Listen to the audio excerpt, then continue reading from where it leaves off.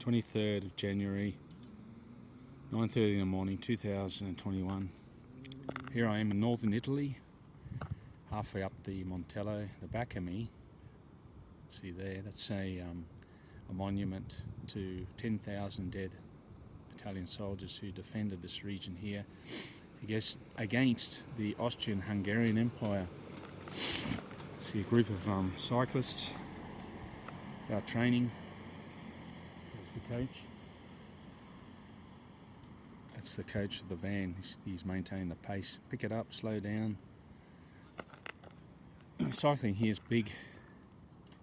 These are beautiful areas to ride in if you ever get a chance to come to Italy. Don't just visit historic centres like Venice, Rome, Florence. Come out to the countryside. I rarely, if ever, come across Anglo-Saxon tourists, Germans, Austrians, or Austrians obviously are our neighbours to the north. This was once their land during the Austrian, if you're interested in history. So this is called the Restaurant of the Panorama.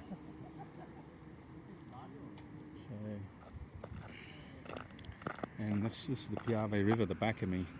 It was the Italian front. 110 plus years ago, all these dead bodies in the monument, all these fallen, were buried along the river in graves, shallow graves. Mussolini, Benito Mussolini, the Italian fascist dictator, had them all dug up, exhumed, and this was his project. He built this. It was 10,000 above and below dead soldiers. It's a mausoleum. Rosario, they call it in Italian. They all came from all over Italy, a lot of southern Italians. In fact, just up here there's a monument to, there's a road called Porco, Strada Porco. It's a Sardinian name, dedicated to a regiment of Sardinian soldiers. About 100 or so died here. Apart from that, the British helped them out. There's a British grave here, about 300, and then down the river another 300 at Terza sul Brenta, su Piave. So they helped defend Italy from the Austrian invasion war. And then 19 years later, they were mortal enemies. Try and figure that one out. So Mussolini was fighting against Hitler, and then 15 years later, they were mates. Try and go figure that one out.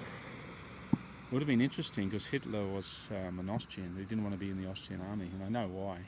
It was an imperial army. It was a mixture of Hungarians, Poles, Czechs, even some Italians. Italians who probably lived here didn't particularly like how Italy was headed because it formed in 1848 as a nation, but there was a lot of resistance along the way. And so you can imagine their grandparents saying, well, what do you want to...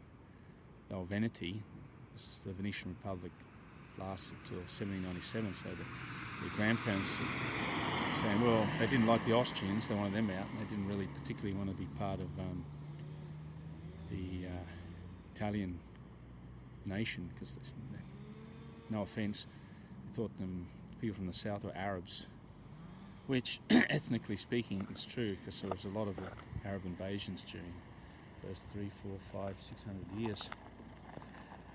Anyway, I'm just going to go up here and do some training